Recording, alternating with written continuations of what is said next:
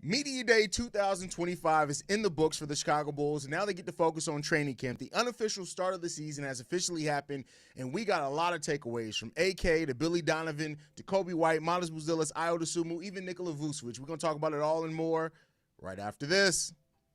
You are now tuned in to Chicago Bulls Central, hosted by Hayes, your number one spot for all things Chicago Bulls.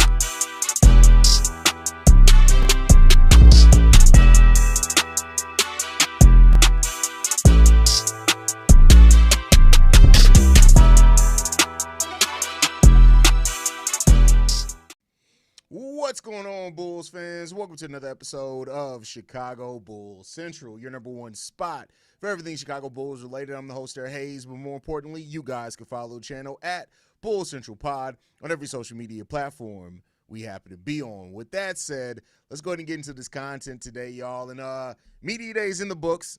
This is always an exciting day because you get to hear a lot. And, you know, I always like to hear the words from the players, from the staff, because it gives you something to hold people accountable to that is outside of your own expectations, right? You get to hold people accountable to something that they say that they want for themselves. And we, as always, as we have done the last 4 or 5 years, we did start this off with Billy Donovan and Arturas Karnisovas. And as Arturas does every single time, is he always likes to start off with his pre-written statement, right? That's something that, you know, he's judged a lot about us. He opens up every press conference he does with a pre-written statement. And, you know, I think at this point now, I've just gotten used to that just being his deal. But there were some things to talk about from this. And, you know, we're going to start off with one of the quotes that I felt was like one of the biggest thing for me to hear from Arturas. And this should – I get it that it's asking for patience from a fan base that doesn't have it, but I think when you hear things like Bulls fans asking, are we going to trade for Zion? Are we going to make this move? AK said something early into this press conference that this team was not going to skip steps, that they're not going to skip steps. And I think that that's an important thing because to me it shows at least some semblance of learning from where you went wrong with the last build of this team. You skipped steps. You spent a lot of draft capital. You spent a lot of trade assets. You spent a lot to just get this team to become a playoff team. And if you guys watch me here, if you watch me on Bull Central, one thing that I always say is that the last thing you want to do is spend a bunch of assets just to become a playoff team, right? As far as money and all that type of stuff. You usually don't want to do that. You want to set yourself as a base first because it's the more sustainable way to get it done. So that part was music to my ears. Now, the down part about that is that's the longer path. That's the route that's going to take the longer. But the benefit of that is that if it hits, then it means that it's more sustainable over time. And so that was something that really stood out to me from this Bulls team is to hear AK talk about not skipping steps in the development of this team, in the acquisitions of stuff with this team. And I think that's good there. But it is asking a lot of a fan base that has been, you know, upset with the state of this team for almost a decade plus in a lot of cases, right? So it's asking a lot. And I think that really puts the onus on this front office to get your draft picks right. The trades you do make, the signings that you do make have to be really important and have to actually hit for you if you're going to want to do this thing where you're not, quote unquote, skipping steps and you're taking the more long burn approach about it. And, you know, we'll see what happens there. But some tough questions in regards to with this team. They were asked about, you know, not making moves, not being as active this offseason. And AK reiterated that this season is about evaluating talent for long-term fit. So they're looking at the pending free agency, all the expiring contracts, as you've heard me, a lot of other Bulls content creators talk a lot about that the expiring contracts this franchise has at their disposal, but they're evaluating for what the long-term fit is going to be, and I can't really knock that. Now, the question is that, okay, in that evaluation, if you notice somebody is not a long-term fit, what are you going to do about it? Does that mean if you look at Kevin Huerter, for example, I'm just using the name, is not a long-term fit here for what you plan to do or doesn't fit in with what's going on here? Are you going to move them at the trade deadline? Are you going to try to gain some assets or something back? Or is it that you're just going to let them walk in free agency, right? And that's what we've seen the Bulls do that I think has been a mistake in the past is that players that you know you're going to let walk, not trying to be more aggressive about getting something from them, right? And I think that's, in that we'll see, right? They also discussed the 20-game stretch and the playing game. And, AK talked about learning as much from the 20-game stretch after the trade deadline, and learning as much from that as the loss to Miami. And one thing that you heard throughout everybody, AK, Billy, Coby, Vooch, Modest, Josh, Ayo, is that this team recognized that they weren't prepared for physicality last year. And that doesn't necessarily mean it's just going to be a fix like this and things are going to be done and ready. But you have to acknowledge the problem first if you want to fix it. So hearing that they acknowledge the issue with the physicality and their lack of dealing with the physicality, that's a good thing, right? I think that's a good thing that AK recognized that, and it seemed like everybody recognizes that they don't deal with physicality very well, and that's something that they're going to have to try to attack very early into this, and we'll see if they can do that a lot. When he was asked about Coby's pending free agency, he reiterated the love for Coby and the fact that they want to see Coby be here long term.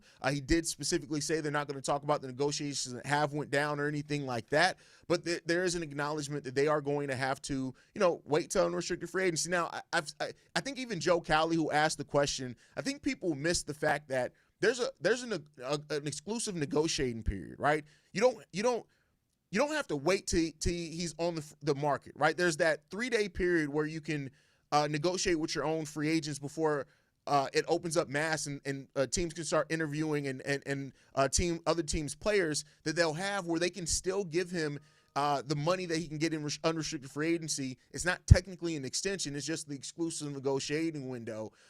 So, we'll be that. It seems like people are just kind of misunderstanding that. But then we get to Billy Donovan's part on this. And, asked about Modest, Buzelis, and Noa Essengue, Billy Donovan talked about how Modest had to earn everything he got last season. And talked about that there were times where Modest just wasn't ready, right? And there were times where Bulls fans wanted things for Modest. And, Modest, for what it's worth, has also said that, he had to earn that. But Billy Donovan talked about that. He talked about that things are going to be different for this year for Modest Buzelis because players are going to be scouting him and stuff like that. When he was asked about Noa Essengue, things got a little interesting when he got asked about Noa Essengue. We were talking about this in the Discord, right?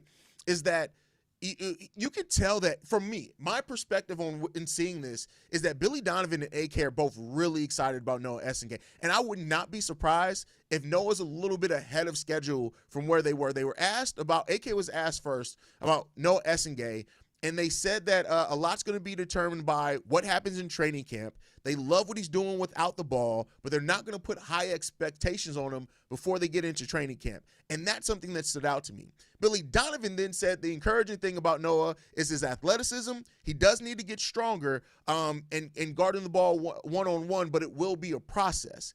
There's a lot of excitement, it seems like, about what Noa Essengue can be, but it does seem like the Bulls aren't going to rush it. And that shouldn't be too surprising when you look at what they did with Modest last year, is that, they brought Modest along slowly. But I've said this many times before on an episode. If Noa Essengue is in any part of the rotation to start off this, even if he's getting 5 minutes a game and that inconsistent minutes, he's ahead of schedule. Keep in mind, this is an 18-year-old kid, well, he'd be 19 by the start of the season, that's played professionally for 3 years now, but a very young kid. And so it does seem like there's some excitement around him. But whereas I automatically went to thinking automatic G League, he's going to be in the G League, the way that AK and Billy Donovan kind of answered that question made me think that that may not be a certain thing that he starts in the G League. But he's going to play some in the G League regardless, but it may not be a big plan for him. And I say may, temper the expectations because that's also what they want to do. But it really seems like they're excited to get Noa Essengue in training camp, excited about what they've seen him do this summer, how he's worked this summer, and that's really good stuff to hear from him. And then the last thing, Billy Donovan was asked about the starting five coming into this season. He was asked if the last year's starting five with Huerter is a sustainable starting five. And Billy talked about having a 10-man rotation, how everything they're going to do is going to be based off the rotation, is going to be based off the group. But the only two players that Billy Donovan mentioned potentially for the starting small forward was Isaac Okoro and Kevin Huerter. Those are the only two players that he mentioned. He didn't mention Ayo Dosunmu. Patrick Williams' name didn't come up. Nobody, of course, in Julian Phillips, Dalen Terry. None of those guys' names have come up. It was just Kevin Huerter and Isaac Okoro. To me, that signifies that They're going to try to see whether the offense-defense balance and how that works out. Now, we were also talking about it in the Discord. If Isaac Okoro is the starter there, what that allows you to do is it allows Modest to more so take a natural step offensively without needing a player like Huerter out there that's going to need shots, right? And it also allows Modest, and we'll talk about Modest here in a second as well, him to have somebody out there that can naturally switch with him defensively and maybe help that part of his game a little bit. So we'll see what happens there. But that was the part with AK and Billy Donovan. They did talk about having Trey Jones and Ayo Dosunmu back as well and how they weren't there at the end of the season. And Billy Donovan talked about how incorporating them back into the lineup is going to be important and a fun thing to watch, and I agree there. Then we get into the players. So we heard from 5 players today. We heard from Coby White, Josh Giddey, Ayo Dosunmu, Nikola Vucevic, and Modest Buzelis. Those were the 5 players that we heard from in media day to day. And we started off with Coby White. Now, you guys saw it in the title. Coby White does have a calf injury. He's dealing with a calf injury, and they asked about the calf injury because you see a lot of the players that end up having an Achilles injury, they had calf injuries first. Jason Tatum, Tyrese Halliburton, right? These are players that have had calf injuries first, and then they developed into an Achilles injury. Like a calf injury can be the precursor to an Achilles injury. But it seems like it doesn't seem like it's anything that's worrying them too much. But I would not be surprised if you don't see heavy minutes for Coby White, if it's bothering him at all in the preseason, because they're going to want to make sure that he's ready to go there. But that's just something to talk about in there, and we'll see how that goes on. But Coby White then talked about some goals that he has for himself. And I love hearing this because it reminded me of Kurt Heinrich after Derrick Rose came in. He said that he wants to shoot 40% from 3. He actually said he was surprised he hasn't been able to do that yet with how good of a shooter that he is. But then he said his focus this offseason was moving better off the ball, his handle, and attacking switches. And I think that's really good. And he talked about specifically he focused on those things to be a better backcourt mate with Josh Giddey. And this is something that this is when you keep things the same, this is what you hope that you hear year after year, right? Is that you understand better what's needed of you to be a better teammate for the players that you have here. And so especially in a year that AK talked about evaluating fit, things like that, hearing that Coby White has really kind of focused his offseason on what's going to make him a better backcourt mate with Josh Giddey is really good to hear. Now, funny things from Coby, as you always hear, he was apparently on a pescatarian diet. He's allergic to shellfish. So he could only do so much. He eventually incorporated chicken back into it. He was, of course, asked about his free agency. He said that he wanted to focus more on the present, and he's not worried as much about free agency. That's good. But that off-ball work that he's focusing on is really good. And he talked about Josh Giddey seeing when he's open before Coby White realized that he was open, right? So there are times where Josh Giddey passes the ball to Coby and he's like, you're open. And Kobe's like, no, I'm not. Wait a second, I am. And so, again, that talks about that chemistry between those two guys, right? And I love hearing that. A great question that was also asked by Coby was, Joe Cowley asked if he felt, if Coby White felt that the front office should have been more aggressive this offseason. And Kobe's response was, never thought of that. I trust my guys. And that's something that reverberated through this entire team. Now, they have been doing unofficial practices because you can't officially practice as an organized team with your coach and everything until training camp opens. But they have been having those unofficial workouts and practices together. And even Josh Giddey in his interview talked about how much belief they have as a team. Modest talked about it. Ayo talked about it. So this team has really spent the time really understanding and getting to know each other, which hopefully could help get ahead of that curve that's going to be there eventually this season, right? So we shall see what's going to happen there, and we shall see what's going to – no, and see, Eric, this is wrong. And this is why we have to talk about things and what they actually said. Coby never said he's going to test free agency. Coby said he's not going to sign an extension. The reason why he's not going to sign an extension is because he can't get as much money signing an extension. He can wait to unrestricted free agency. That's why we talked about there's an exclusive negotiating window after the season ends where you can negotiate with your own free agents before free agency officially opens. Coby's never said he's going to test free agency. He never said that he's going to go out and meet with other teams. That we got to get our wording right here, because missing that wording a little bit, that means a very different thing. Waiting, not signing an extension, and testing free agency are very different things. So far, Coby has only said, the only thing that we heard is that he's not signing it as an extension. But we already knew that. We talked about that all last year. that he's not going to sign it as an extension because of the limitations on the salary rise that he can get if he signed it as an extension. So just want to, I'm not saying that you meant to misquote him there or anything, but I just want to get that little bit of clarity there, because those are very, very different things. And I just want to make sure everybody understands waiting into unrestricted free agency and testing the free agent market are very, very different things. From what we've heard so far, we've heard nothing about Coby White testing the free agent market. We have heard nothing about that. And we won't probably at this point in the season either. So just wanted to clarify that, because I think there's some, even some, Bulls media people kind of misquote that, and I wanted to get that clarity on that. But that's Coby White's portion of Media Day. Then we got to Josh Giddey. And, of course, Josh Giddey was asked initially about restricted free agency and the whole thing there. And he talked about how he let his agent and management handle the negotiations. He said there was never any hard feelings. He knew that he wanted to be back in Chicago. That was his hope, was to be back in Chicago, and that being locked in for 4 years takes a weight off his shoulders. And, it is. But he did say he was never worried about it not being back in Chicago. He knew that that's where he wanted to be at. And I think that, we'll see how that goes and if there were any bad feelings that developed over the negotiations. But from what Josh Giddey said out of his own mouth today, he recognizes that that was the way negotiations were going to go. He even said it wasn't just the Bulls. It was me and my agency too. So it seems like he has a level head about how this restricted free agency went for him and the Chicago Bulls, it seems like.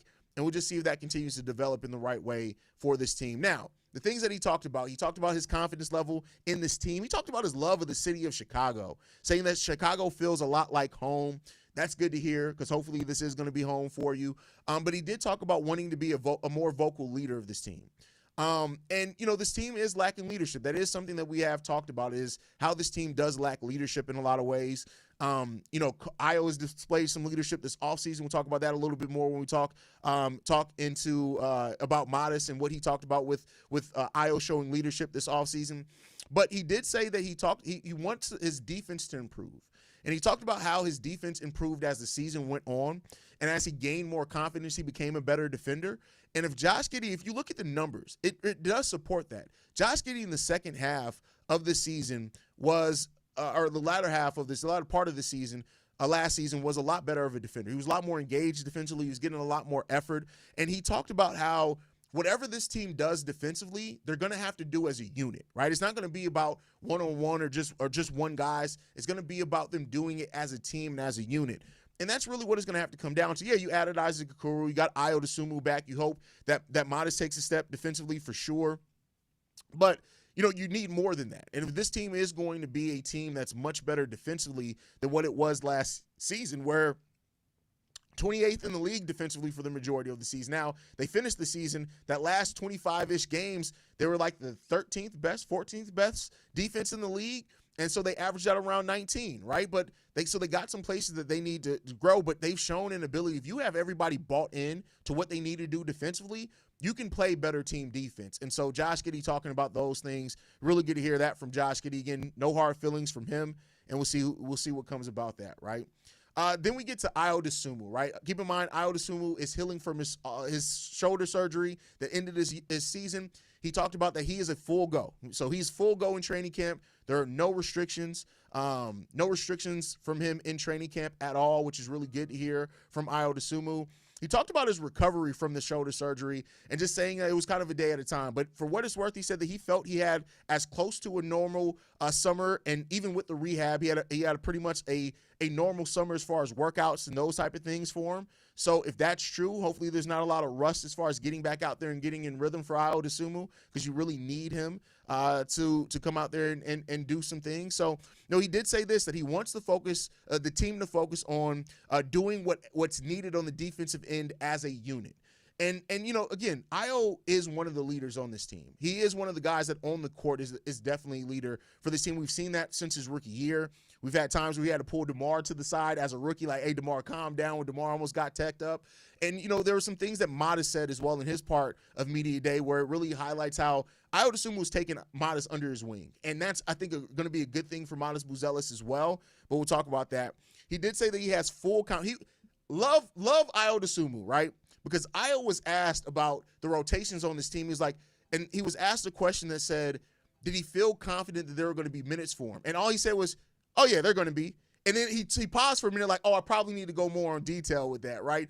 But he talked about that he has confidence there will be minutes and a role for him, even with the team being very guard heavy. He said that he's going to focus on doing what he does, being a two-way player, attacking on both ends, those type of things.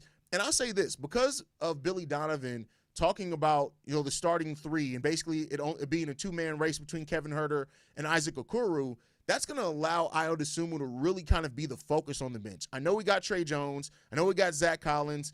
I know, we got some players on there. Patrick Williams, we'll see what's going to come about with those guys. But Ayo Dosunmu has a chance to really kind of be not just a sixth man, the sixth man for this team in a lot of different ways. He can play 3 different positions for this team. He can guard 3 different positions. He can play a lot of different roles and getting out in transition, the rebounding, the defense that he plays. And I think that Ayo has a lot of confidence in what he's going to bring to this team and his place on this team as well, and those are going to be really big things that hopefully pay off for Ayo Dosunmu as well. So Ayo seems very, very focused, very confident, and the fact that there's no restrictions on him. He's coming into training camp full go. That's good. Now we got into Nikola Vucevic as well. Vooch came out here today, and Vooch is the definition of, hey, listen, don't ask me no stupid shit. Like, that's basically Vooch's whole energy out here, right? He was asked about the trade rumors, right? He was asked about the trade rumors, and he basically said he wasn't worried about it. He was in communication with the front office the entirety of the offseason. He even said that there has been no conversations that he's had with Billy Donovan or any of the coaching staff that has led him to believe his role is going to be changed or he's going to come off the bench. And he said, as long as I'm here, like 15 times. Now, you can take that for what you will. You can take that as maybe him biding his time. He did talk about being a free agent at the end of the season.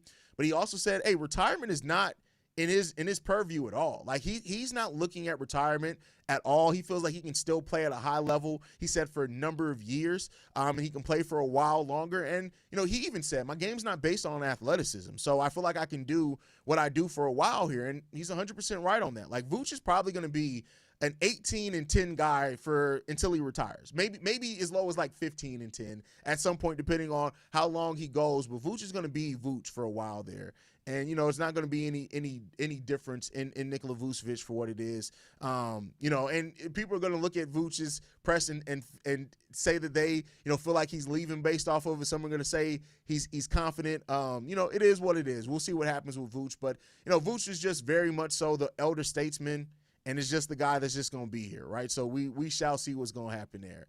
But then we ended it with Modest Buzelis. And this is the guy that a lot of people are talking about, of course, in Modest. A lot of people are so excited about what Modest Buzelis can be. And he talked about, he said a lot, right? He talked about the team and how well they gelled in the unofficial workouts and practice that we talked about. He said that Ayo Dosunmu pulled him to the side after he had a bad practice, that Ayo's kind of talked to him about how to avoid the second-year slump that Ayo Dosunmu faced. Remember, Ayo Dosunmu had a sophomore-year slump, and so it seems like Ayo's really kind of coaching Modest Buzelis up and trying to help him get over that curve of where, what Ayo really kind of, the hurdles that he had after his during his second year, right? And one thing that Modest also talked about is that he worked with the player development department, and they helped him a lot this offseason understand how to prepare and how to get ready. He said he isolated things that he wanted to work on. He made sure that as he gained weight, he didn't lose his agility. Many people would tell you that that's something that did hurt P. Will. And not to always make the comparison of P. Will to Modest Buzelis, but one thing that you could tell with P. Will is that he lost some of his agility. He lost some of that thing that made him special with really putting on a lot of weight to play power forward. Modest seems like he has a more level-headed take on it of, yeah, I want to get stronger, but I want to make sure I don't lose my agility. I want to make sure I don't lose these things that make me special out there. And that he feels like he's done that. He's struck the right balance between adding on weight, adding on strength, but not losing his agility, not losing his ability to hop, those type of things. And I think that's important for Modest Buzelis to do, because the last thing you want is a Modest Buzelis who, now is not going to be the player that he was before, right? You don't want that from Modest Buzelis. So, it's good to see that he has the right mind, and he's working with that player development department. I know there are a lot of people who look at us leaving Peter Patton, but the fact that he said he worked with the PD department, as he called it, which I'm like, hey, bro, you gotta say more than PD, because you just say PD and you say it quick, people gonna wonder what you're talking about. But he said he worked with the player development department very heavily today. And I think that's really good to see. He did talk about that the personal goal that he wants for himself is that he wants to win Most Improved Player of the Year this year. And I mean, that's a lofty goal for a player in Matas Buzelis to do. But I think when you look at how the Most Improved Player of the Year award has gone, it has gone to like high draft picks that kind of outperform what they did the prior year while still being on the rookie scale contract. So that's something you're looking at. But he also said this: shooting off the dribble, shooting when they go under the screen, more ball handling, setting screens. That's what I've been working on. And that's a power forward game. Hey, that's a game of a power forward. And so it seems like Matas is locked into what he needs to do while also growing his game. He wants to improve off the dribble, those type of things. But the thing that I loved hearing from Matas Buzelis today is that he said that he thinks his defense would be the standout. He was asked by Joe Cowley, I think it was Joe, maybe it might have been Will Gottlieb, if he feels that he can be an all-defensive team, if he can make an all-defensive team. He just said, yeah, he feels like he can do that. I mean, Matas said that he feels like there's nothing that he can do. And so nothing he can't do, I should say. And so, we all know that Matas Buzelis has the right mindset. That's part of the reason a lot of Bulls fans fell in love with Matas Buzelis, because he has that type of mindset that you just look at it and you trust that, he's going to maximize on his development because he's hungry. He wants it, and he wants to be great, right? And so, we'll see what happens there over there, and it's going to be tough. It's going to be tough, man, for this team, and, we'll see how it goes. But that was Media Day in a nutshell. That's, of course, not everything. I can only recap a 3-hour Media Day so much here in 30 minutes, but, it is what it is, right? I'm convinced, no, under 30 wins, Coby will be traded and the season will be ugly. Yeah, no, I disagree with that wholeheartedly. I have doubts about Zach Collins, P. Will, and Tre Jones on the rotation. Well, Tre's definitely in the rotation. There's no question. Tre Jones is definitely in the rotation. He's the backup point guard. There's no doubt about it that Tre Jones is in the rotation. When you hear how much Billy Donovan loved Tre Jones, there's zero doubt that Tre Jones is going to be in the rotation. The only player that you mentioned there that I have my doubts that's going to be in the rotation is P. Will. Zach Collins, Billy Donovan trusted him more than Jalen Smith down the stretch of the game. I have full confidence he's going to be in the rotation. P. Will, we'll see. And we didn't see or hear a lot of P. Will being mentioned today. P. Will's name did not come up a lot today. Didn't come up in a lot of things. Now, he wasn't the only one. Dalen Terry's name didn't really come up. Julian Phillips' name didn't come up. The ball-headed Ho's name didn't come up. So, it was some other names that didn't come up in there. But I do think when you're getting paid almost $19 million and your name doesn't come up at all, really, in Media Day, that may be a sign of some things. That may be. Shout out to Auntie Goon in the building. What's going on, Auntie? Glad to have you in the building. I agree with Vikram. Noah did adjust quickly, which is a good sign. He needs to improve his strength and man-on-man defense, as Billy Donovan mentioned. Completely agree there. Vaughn says, I love that Matas is straight up like, yeah, I want to win championships. That's legit shit. Listen, there's nothing you could say about Matas' mindset that's a negative. He has the right mindset. And, we were talking about this in the Discord also. The thing that's different about Matas is that he says all the right things, but it feels genuine, right? Like, if you go back and look at, like, press conferences even from P. Will always said the right thing, but it always felt like he said that because he knew that's what he was supposed to say. With Matas, it's the confidence, it's the delivery. Matas really believes the shit that he be saying.